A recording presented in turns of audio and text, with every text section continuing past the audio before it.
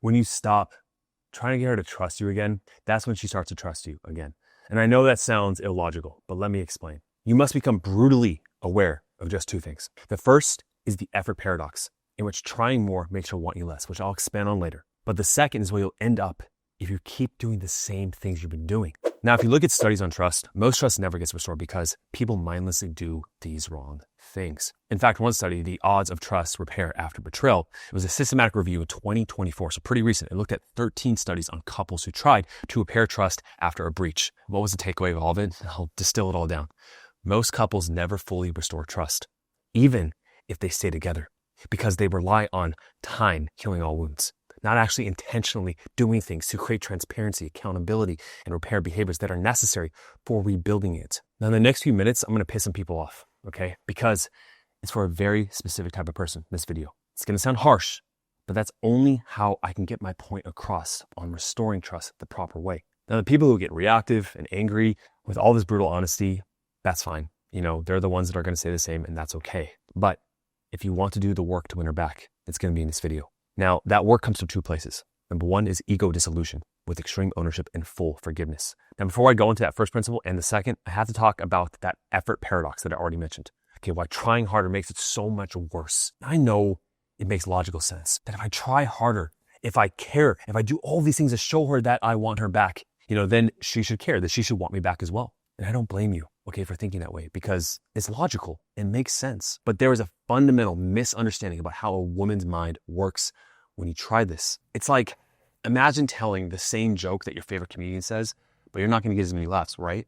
There is this unforeseen element that underpins your impact of the words and actions that you choose to use with her. So what is this underpinning? Do you just stop trying? Do you just give up?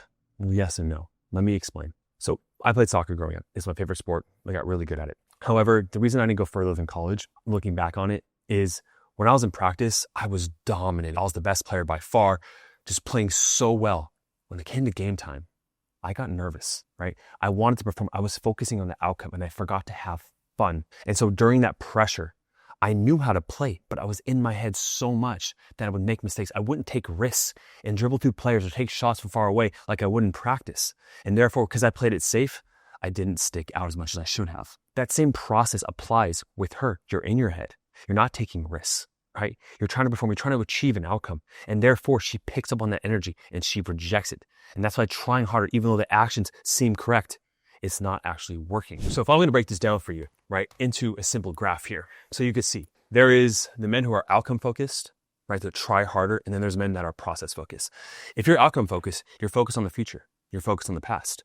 Process focused, you're focused in the present moment, which means you are with her. Okay. If you're outcome focused, you're tense, you're pressured, you're tight in your body. A process focused person is relaxed. Outcome, you're in your head. Process focused, you're in your body. You are forcing results when you're in the outcome, but you're allowing results to just come naturally without attachment when you're in the process. You're trying to control her reaction in the outcome. You're leading with your own state in the process. I can go on and on. You can see the rest of these, right? The point is, there is a clear binary, a distinction between the man you have to be and focusing on the process, not forcing the outcome of what you want, that actually ends up bringing the outcome. And I'm going to show you an exercise at the very end of this video that's going to practically help you step more into that process guy, okay? Now, this next principle is where I'm going to piss a lot of people off. And that's because I've gotten pushback from other creators online. People within our community challenge how much I cause men to take full ownership of everything in the relationship. And that's because they don't truly understand what I'm really getting at here. So try to understand what I mean by taking full ownership. I'll start with this quote from Jocko Willink. Leaders must own everything in their world. No one else is to blame. And look, your ego will protect you from taking full ownership because you are not able, or at least I'm not saying you, maybe not, but like a lot of men, even in our program, they have trouble distinguishing between taking full ownership and blaming themselves. They think blame is to take ownership. No, blame is associated. It's attached with the element or the emotion of guilt, of shame. You see, you can own everything, saying everything that I have done has led to where I'm at now, but it doesn't mean I'm a bad person, even though I'm in a situation I don't like. You can say I've made mistakes and that's okay. I've learned. As a disclaimer, I know her mental health, her admission of her own behaviors, her betrayal, her trauma, her lack of fighting for the relationship, her inability to change. Maybe she's had an emotional or physical affair. I know she's an autonomous individual adult who has her own responsibility for how she affected the relationship. And if I was working with a woman, I would say she's 100% responsible for the relationship. You see what I'm getting at here?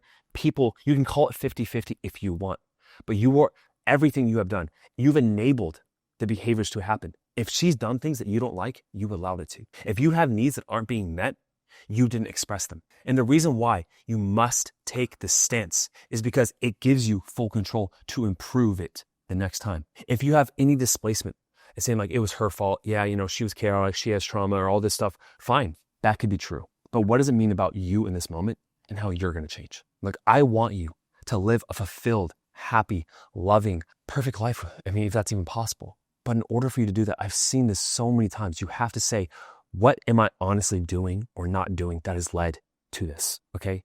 Down to the individual beliefs that you have, that maybe even your actions aren't showing it, but you have belief patterns, right? You have the things that you haven't done that have led to this relationship. And this is the hardest part. This is why I'm ranting so much about this, because so many guys who have strong egos, who have been hurt, it is a natural tendency for your ego, for yourself to protect yourself. It's to say, but it's not 100% on me, Josh. Like, I know there's other women that don't do this thing. And if that is the case, then go be with those women, right? But if you want her back, the stance you must take is full ownership. Because if there's no ownership, there's no change. If there's no change, there's no growth.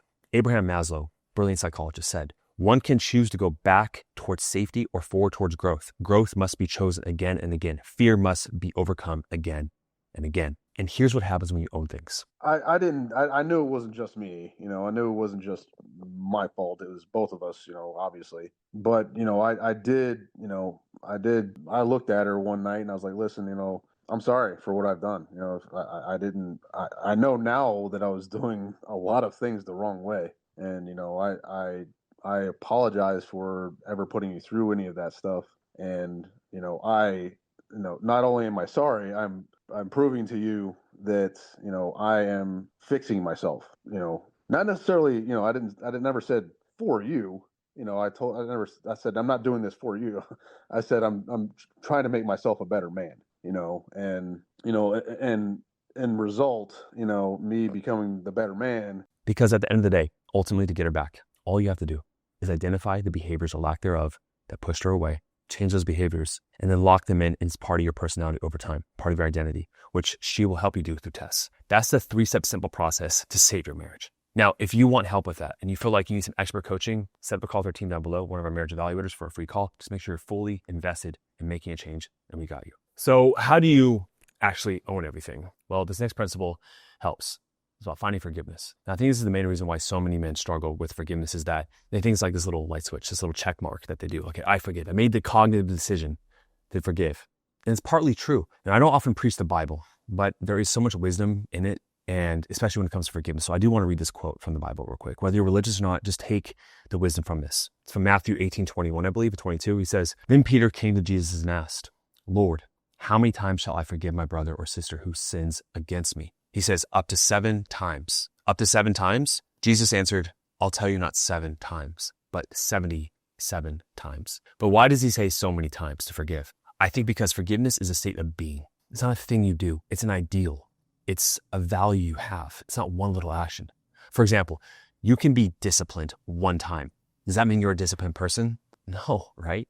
Discipline is also that value you have to uphold. Now, for forgiveness, why is it so important to actually forgive? Why do I make this a core component of the program? Well, part of you right now is righteously angry, and you are suppressing that. Maybe it's coming up for you. Maybe it's already there. Thing is if she does come back, you take the right actions. But that part of you is still there, and you haven't forgive, you'll self-sabotage. The anger will come out and push her away, and then it's not for good. But when you do forgive, man, when you forgive, you're not letting her off the hook. You're letting yourself off the hook. Studies using MRI scans show that forgiveness lights up our prefrontal cortex, okay? The part responsible for self-control, for clear decision-making, while dialing down the brain cells that are tied to anger and resentment. The translation here is that you stop being hijacked by rage and start leading with clarity. You make decisions from that clear place. There's no muddy waters in your thinking. You're clear that she's the one you want, okay? And physically, forgiveness lowers your blood pressure. It calms your nerves. It lowers your stress. It helps you become happier. John Hopkins research has found that people who forgive regularly have healthier, stronger immune systems, less chronic stress as well. And psychologically, it rebuilds hope. One study found that forgiveness didn't just reduce depression and anxiety. Like I said, it literally increased hope and self-esteem, self-worth, your image, and how you see yourself, okay? And hope is the fuel that lets you create a new future with her instead of reliving in the past. Do you see how important this forgiveness component is? Because the cost of not forgiving, you're chained to the past. You're going to play the same betrayal over and over because that's where you're focusing your energy.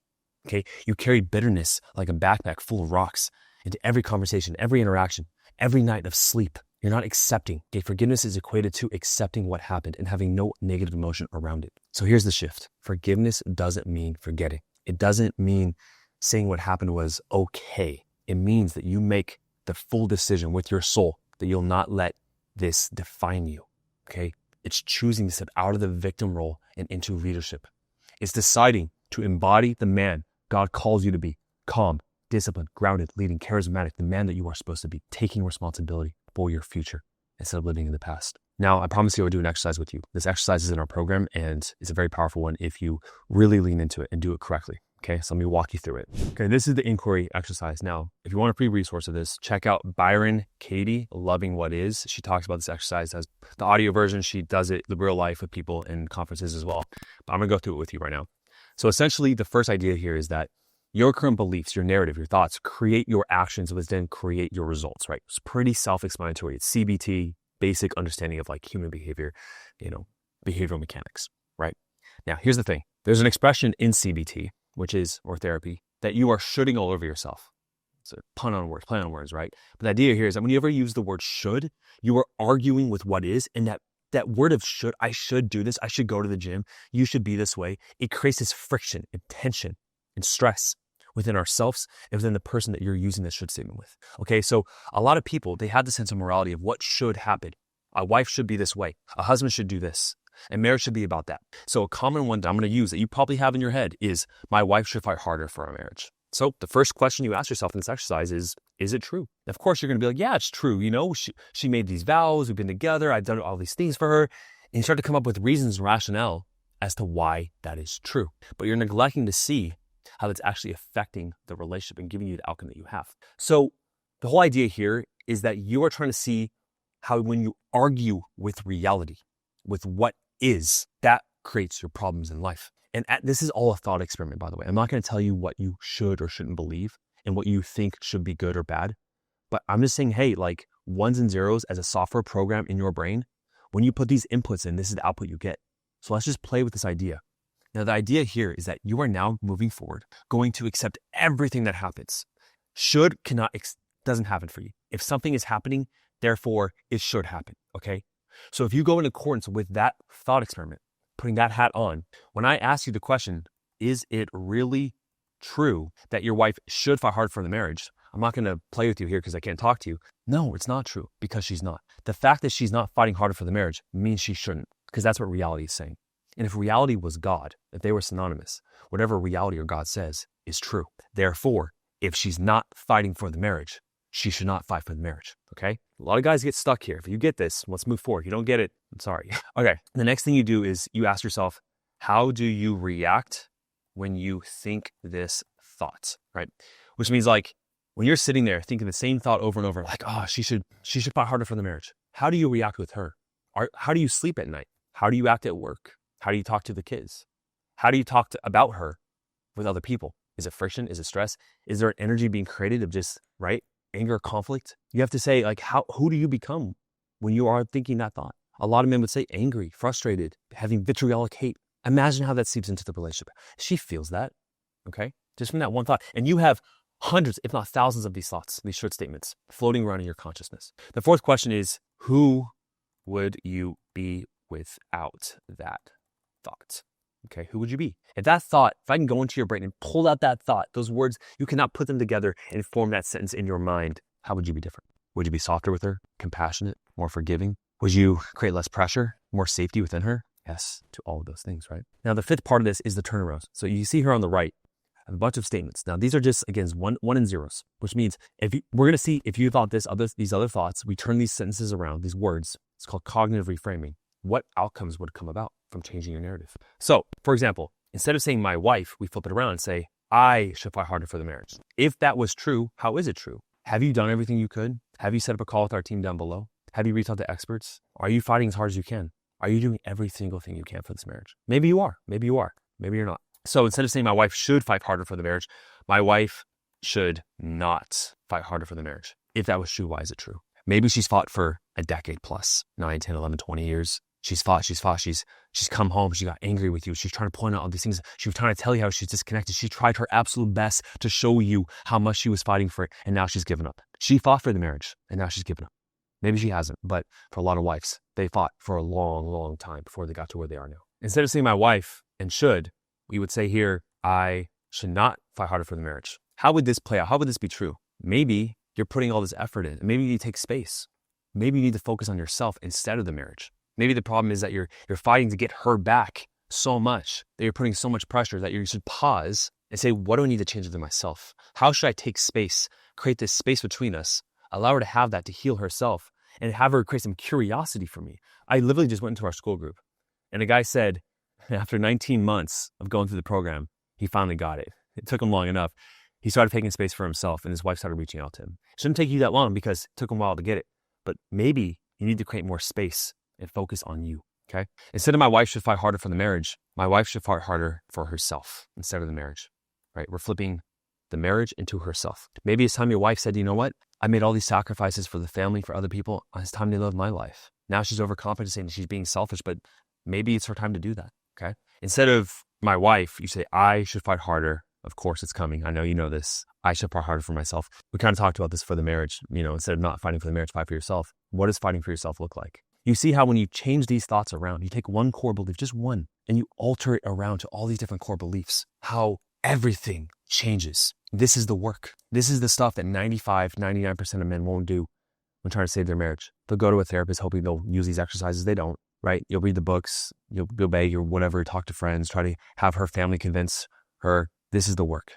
Taking extreme ownership and saying, how can I change myself and my belief system to get a different outcome? Okay. Thanks for watching to the very end. There's a video right here that I highly suggest you watch. It's a really good one on the channel that's kind of underrated. Thanks for watching. See you next video.